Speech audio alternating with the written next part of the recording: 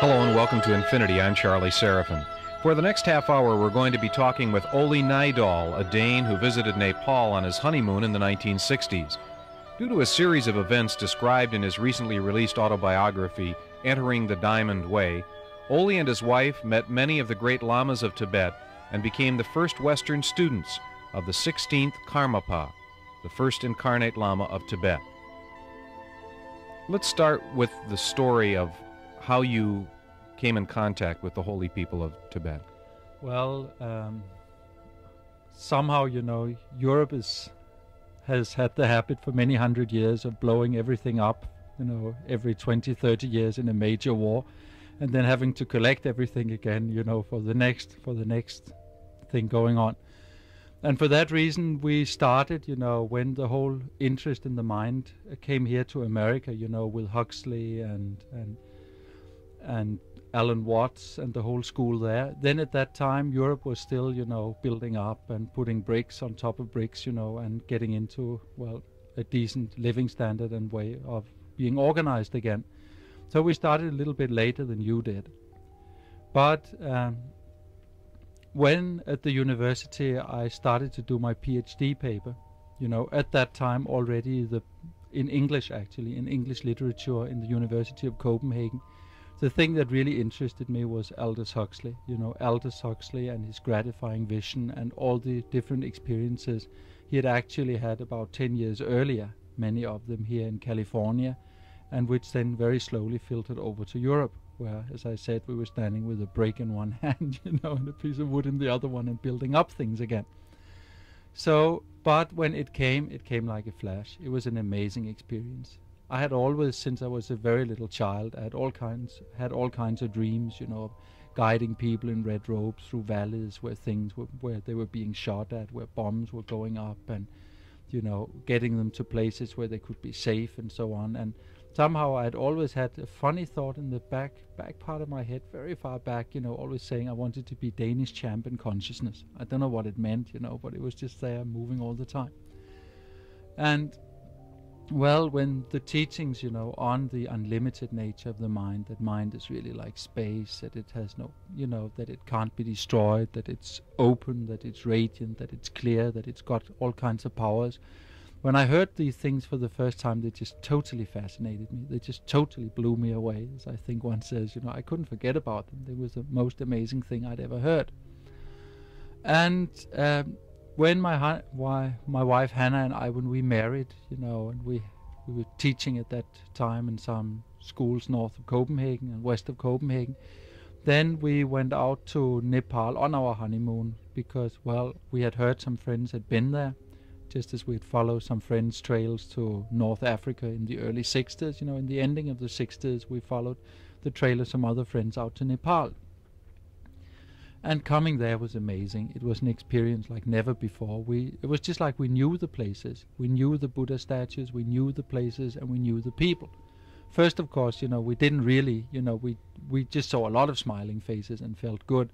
But afterwards we started finding out that those which were a degree broader, and where the mouth was a degree larger than the others, meaning the Tibetans, and a degree yellower than the others or browner than the others, that those were the ones we were the most attracted to. So we just started coming up to them and they came to us, and somehow contact was very good. It was really a family feeling. It was amazing, we felt more at home there than in most places we knew. So, we stayed for some months, we stayed for just 1 month. Then I had to go back to teaching in college and to passing some more things at the university, and we went home again, but we couldn't forget. We came out once more, and again, that touched us. And then the third time we came out, actually the first time we came out, something very amazing happened. We met a lady who was supposed to be the holder of some of these teachings that we could just feel breathing at us from everywhere. When we looked at the Buddha statues, after a while they would look like they were breathing, and when we walked around in Kathmandu and thought of something, it happened nearly instantaneously. It was like there was an enormous energy field which just made actions and thoughts, just come together at once. It was a fantastic feeling.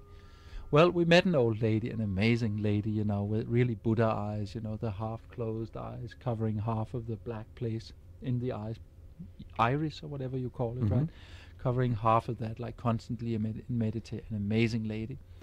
And we couldn't forget her, and she told us to get some silver bracelets that would be very good for people's livers. And we took them back to Denmark, and actually they were very good, because there was a hepatitis epidemic at a certain time in Copenhagen, and we let these bracelets go from arm to arm, and a lot of people were actually cured. And you can imagine that there was a bombshell, you know, to somebody who'd spent most of their time in high school and university and teaching in college and so on, especially in totally rationalistic Europe, which was, as I say, just building up again. So it was quite an amazing experience. We couldn't really forget that. So the second time we went out, we met a Lama that I tell a lot about in the book, you know, who actually really helped us. And he showed a trick which is called, isn't a trick, it's a kind of meditation which is called Jalu, and it means rainbow body, where one actually changes the rate of vibration of one's body, and, you know, one becomes like a field of energy instead of a field of something solid. And we didn't know anything about it, but suddenly we saw the man getting transparent while he sat in front of us, and we could see the wallpaper behind him, or the paintings on the wall rather. And of course, you know, I don't buy things like that. I'm from a university, right? I mean, I can think and stuff like that.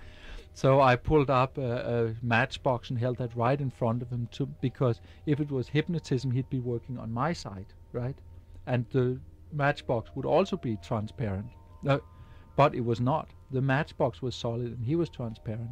And that sort of blew my mind. I can tell you that. That was amazing, you know. That totally swept both of us, really, because Hannah was seeing the same thing I was seeing. It totally swept us away.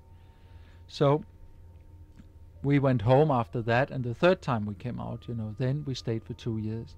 Then we went and did like the preparatory school. And there we actually came to Nepal on the 22nd of December, 69, on exactly the day that the first incarnate Lama of Tibet, the Karmapa as his name is, the only one of the Tibetan Lamas who tells everything about every new birth before he dies, who leaves a sealed letter with every detail of which house and which place and with which family on which day and so on. He'll take rebirth.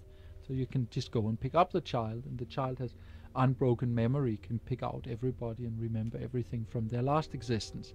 I mean, he's the only one who does it that clearly.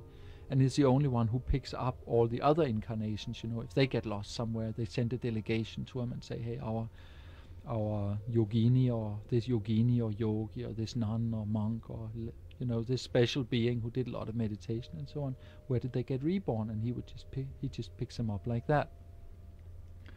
Well, it just says the family, the place and everything. Well, just the day he came, you know, we also came in. We drove in a couple of hours after him, and driving in, everybody was just standing on the stairs, you know, standing up and down the road, the central road of Kathmandu, just saying the Karmapas here, the Karmapas here. It's like a bomb had hit them. And we didn't know what that was, Karmapa. We just thought of the other Lama we had met, you know, and we wanted to go to him. But he was with the Karmapa all the time, so we went there anyway. And he really blew us away. You know, he really gave us a blessing. That was... he did a certain ceremony, you know. There are two kinds of teachings that the Buddha gave. One of them is causal and the other one is consequential. One of them lifts us up, you know, like putting one brick on top of the other till we see something, and the other one is consequential. It shows us you are the Buddha, this is your Buddha nature, this is your enlightenment, right? And then, you know, make it stick, boy, make it stick, you know, then giving the methods for keeping that level of consciousness and not falling down from it again. And a very special way that the Karmapa uses that is by wearing a certain five-sided black pentagonal black crown on the top of his head with some special signs and symbolisms on it. And by concentrating on that, this acts as an opening device for one's subconscious. It goes straight to one's subconscious, beyond ideas and concepts and so on, and one is very open. And in that state, he can like mix his mind with one's mind. There's like a meeting of mind. The space and clarity in him and in us, it somehow meets and mixes. And afterwards, you know, one feels very elated and very different and so on. And he had just been doing this, and we had just seen it, and we walked in then. And when we came in, he put his hands on our heads. And we looked up, and he became bigger than the sky and was just really shining like 1,000 suns. And that was, you know, after that we became his students. Let's do a series of rapid-fire questions if we can, and see if we can hone in. Yeah. Is this individual, this Karmapa that you saw in all of his brilliance and spectacular nature, still alive and living and functioning in the same way? No, he's got others working for him. He died on the 5th of November in 81, but he's already there. He isn't officially recognized. He hasn't been picked up, but he is there in his new incarnation again. And right now we have 4 other high incarnates who are like taking over, and they've been doing that since 1110, when the first Karmapa started incarnating. Every time a Karmapa died, there were some other high incarnates to keep the energy going and pass it on to him when the new Karmapa came. And right now we are between the time of the 16th and the 17th Karmapas. Are you an incarnation of someone from that part of the world? Is that what drew you there, or were you able to come to grips with that? I think so. I really do think so. All my dreams, the Karmapa called me Mahakala, which is a main protector of Buddhism.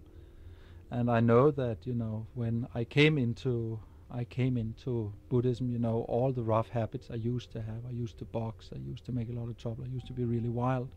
I mean, all these things became very easily satisfied, and, I just started feeling really good.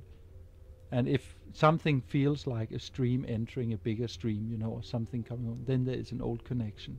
Then it's really like coming home. And I also had lots of dreams. I have had lots of dreams of fighting Chinese, and stuff like that, which was probably how I died last time, or how I lived last time anyway.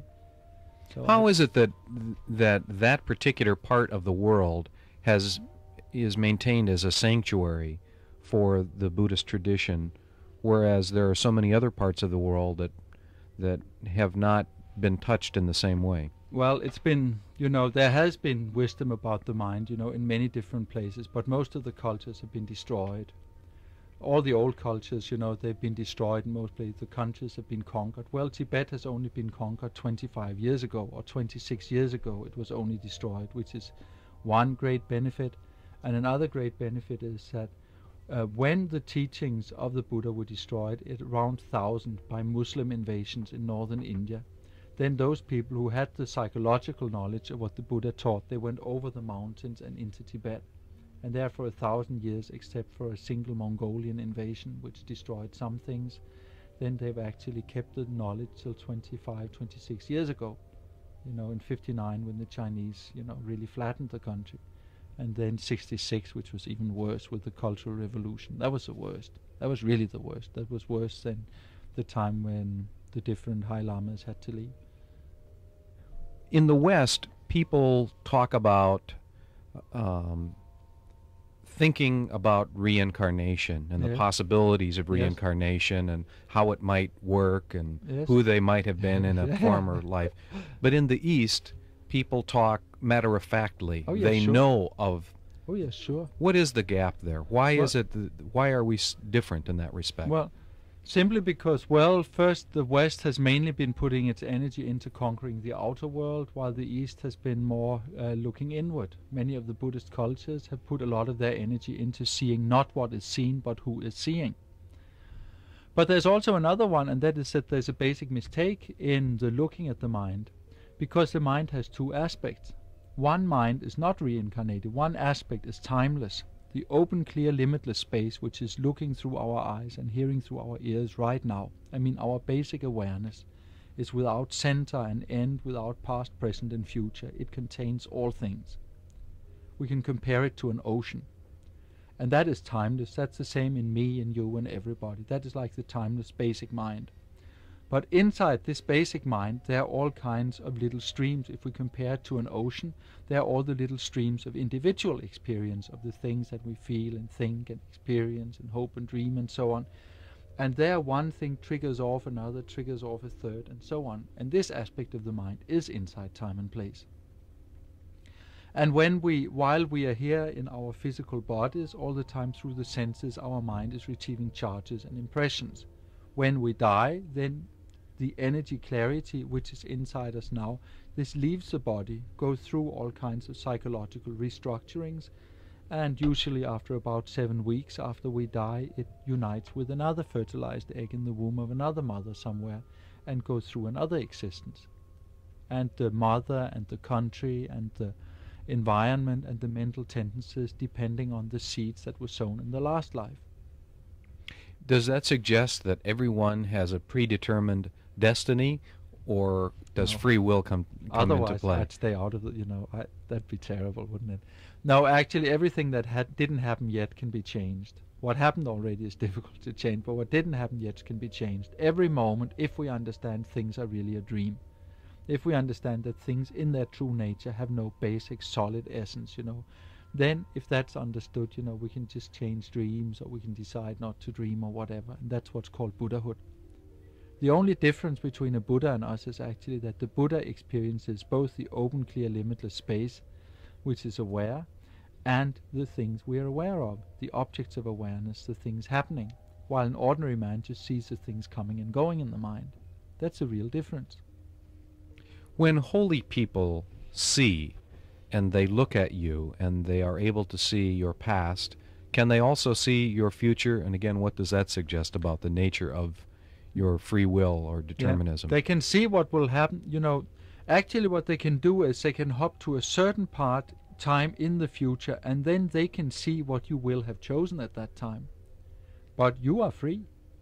You see, it doesn't touch each other's. Somebody can tell you in the future what you will have chosen, but all the way, doing these different things, you are free.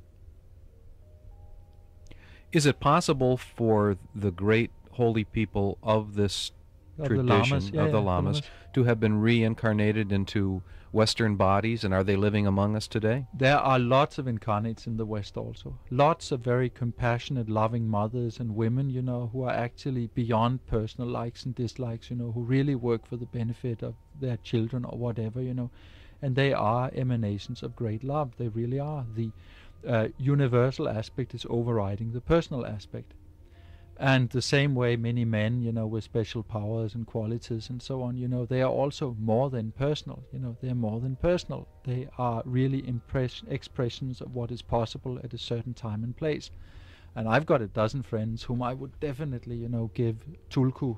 Tulku we call illusory body, we call incarnate, consciously incarnate. I definitely give them that status. And I know that one of the Karmapas has even been born in the West. He said that once, driving with him near Lübeck, taking him through Europe in a bus, driving with him near Lübeck in Germany, he looked out and he said, "Oh, this is nice. I've been here before," he said.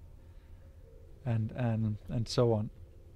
One of the ideas presented in your autobiography is that of transmission, that powerful people like a Karmapa or a Dalai Lama can actually transmit energy, and that their presence in the world affects not only those people with whom they have direct contact, but perhaps all of humanity.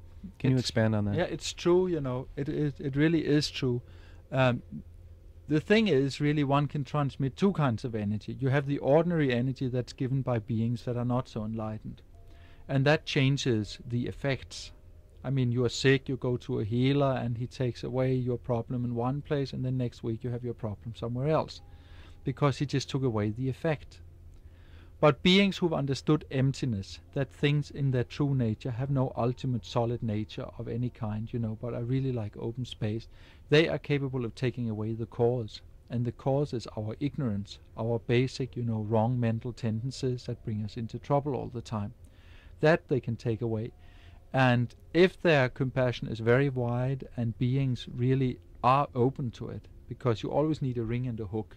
I mean, the hook of compassion is always there, but is the ring of openness there, right? Can we be carried away? But if the ring is there, we can actually be helped very much. But, you can't help all beings all the time. It's not possible. I mean, space is Buddha mind, it's all pervading. Everything happening is truth, really, just because it happens. Everything everywhere is the radiant nature of the mind itself. So actually, and it means we are all surrounded by compassion and truth and blessing and enlightenment all the time. But if we just stick with our habit thoughts, and our likes and dislikes and our stiff mental, tendencies, well, we won't see it. We'll be like people standing in the sun holding an umbrella, and never finding it out. But all the time, everything happening is truth. As a protector of Buddhism, have you been involved in traveling through the world and setting up meditation centers where people have worked. Have you been involved in things that, to someone listening right now, they might consider to be a miracle? Have extraordinary things happened to you outside of Tibet? Yes, I mean, I've worked for the last 13 years. I've really been a nomad, because my wife and I are so grateful to the Karmapa for what he did to us, I mean, very, very grateful. Then it's actually been like a charge just pushing us around from town to town, never having private lives or anything, just moving, teaching, setting up centers, making people capable of getting contact with the tradition and work with it what they like.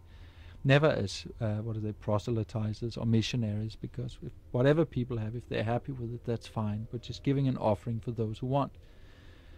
Well, I'd say, everything happening is more or less a miracle. But we talk about two kinds of miracles. We talk about the ordinary miracles, which is the fact that, things happen which one shouldn't expect to happen, so that one really would like to get one's school money back. And then there's the extraordinary kind of miracles, and that's if people change their minds. If people, become more compassionate and wise, if they're capable of learning and developing very quick, that is the extraordinary, the very special miracles. And I've seen both kinds. Is the world a better place today because of the practice of meditation? Is it having a positive impact? We still see the news and see the headlines and hear about tragic things that happen in the world. But no, it's a ring and the hook thing again. If people want to be rings, the hook can help them. If they don't want to, they can't. Individually, beings get help. Individual good things happen. On a very, very collective basis, wars and troubles can be averted. Really heavy things can be averted. But on the medium level, of ordinary group karmas and ordinary karmas, those who don't want to look, they don't see. And those who just follow their disturbing feelings, well, they get intoxicated by them and do things that bring suffering. Now, you can't save beings who are not willing, who don't want. You can't do that. Is there a compatibility between the traditional teachings and modern science? Or that's the better science gets, the closer it gets to Buddhism. I mean, all the things that have been found out in the last years, like that matter doesn't really exist, that if you throw the last parts of the atoms, the glucons and the leptons against each other, that they disappear into space again, leaving nothing.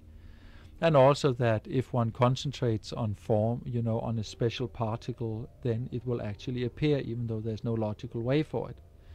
Well, all these things, showing that mind, showing that the true essence of everything is beyond form and non-form, that sometimes it's like space and sometimes it's like the things happening in space, All this was said by the Buddha 2,500 years ago in the Heart Sutra, where he said form is emptiness, emptiness is form, form is no other than emptiness, like that. And really the dreamy-like quality, of not being, solidly materialistic or solidly nihilistic, but of seeing both these as different ways of the mind to work. This is what's coming out, this is what science is learning now, and that's what a good yogi has known for 2,500 years. So it's coming together, but Buddhism is staying the same. Science is learning. Where does religious fervor come into contact with spiritualism? Is there a compatibility there? Well, it depends, I mean, everybody who has a good thing, and is a kind of nice being, will want to share the good things they have. Then it's just, if one shares without wisdom, one will become like, sticky fingers, one will become really difficult for beings, one will be like the people trying to get a foot into one's door to tell one things and so on. And of course that's useless. All the intelligent ones, all the ones who would be able to help others themselves, they run away. And you only get people when they're in trouble, and they run away when they're not. So, I mean, that doesn't have any meaning. Buddhism has always been spread following two similes. When the water is there, the swans will come, and when the flowers are there, the bees will come. Meaning that one makes an offer, and then if beings are interested, they'll come. And I've often been accused of being arrogant. People say, you don't missionarize, you don't proselytize, you think you're the only one who's smart enough to understand those things, And I just said, no, but, beings have to ripen to a certain point. And I would rather see a happy Christian than a confused Buddhist, right? I mean, if people's heads are put on their shoulders in the Christian way, I'm happy, I don't have any problems with them, and I wish them all the best. And if people follow me and say, listen, I get good vibes from you, and you have something I'd like to obtain and so on, I say, okay, join the club, come in and be a part of it. So, every feeling, in all these things that we do, two things have to meet. There mustn't be too much feeling, because then it becomes sentimental and sloppy and, and somehow rigid and over-personalized and so on. And there mustn't be too much just understanding without feeling, because then it becomes charlatanism, and just rapping off 5 big philosophies and going home and throwing the lady down the stairs, and nothing happening inside, just a lot of things outside. We have to get a special way where compassion and wisdom, compassion and skillful means the motivation to help and the right methods for doing it, where this come together. And actually that's why the Buddha really insists on the non-ego teachings. That we don't think I am doing that with you, because if I think like that, I just see my own projections. If I think, wow, now we're doing something together, there's a possibility here, let's explore this, or let's see what comes out of it, and let me share what is there, then, you open, I open, and everything grows. That's the whole difference. There is someone listening to us right now whose mind is the open ring, and they are ready for the hook. Could you lead them in a simple exercise that would help them in terms to work with? Yeah, sure. Something to start with? Sure. I'd tell them, to let themselves to sit for a moment, and then let everything disappear in space, the feeling of a body, the feeling of solid surroundings and everything, just let it appear into space. And then in that space in front of them, to let the radiant, golden, transparent form of a Buddha appear, a golden, transparent, radiant form. To really wish to obtain here and now very quickly all the Buddha qualities, so they can benefit all beings. And then to let the Buddha come really close as they like, and then to concentrate on a white light, clear, radiant, crystal clear light streaming from his forehead between the eyebrows into their forehead between the eyebrows, and just get the feeling that it streams in and fills their whole head. And while they do that, they hear the inner vibration of the syllable Om, O-M, Om, is vibrating with the clear light in their head. That will really, truly and strongly, heal difficulties in the brain, in the nerves, in the senses. It'll be very useful for their bodies. Then I would concentrate that a red light shines from the Buddha's throat into their mouth and throat, filling the whole area there. Just filling the whole area there with red transparent light and vibrating Ah, A-H, Ah. And then concentrating that now all stupid and clumsy and meaningless things one has said, that they are like burning away and disappearing, and that speech becomes compassion and wisdom becomes something very skillful for benefiting others, very meaningful. And then stay with the red light there. And then concentrate that a blue light tunes from the Buddha's heart into their own heart, centrally in the chest, not right or left, in the hollow, where the ribs are ending, shooting in there, shining in there, and filling the whole central heart of the part of the chest up, and vibrating Hung, Hung, H-U-N-G, and then concentrating that all attachments and confusions and, all the disturbing feelings and thoughts, that they dissolve, and then really that mind becomes joy, just spontaneous joy, bubbling light, naturally joy, just coming up by itself.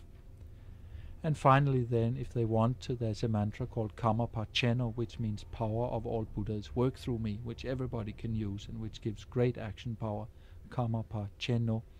And after that, then to dissolve the Buddha in space and make him promise to come to us whenever we need him. That's easy, that's light, and even non-Buddhists can do it.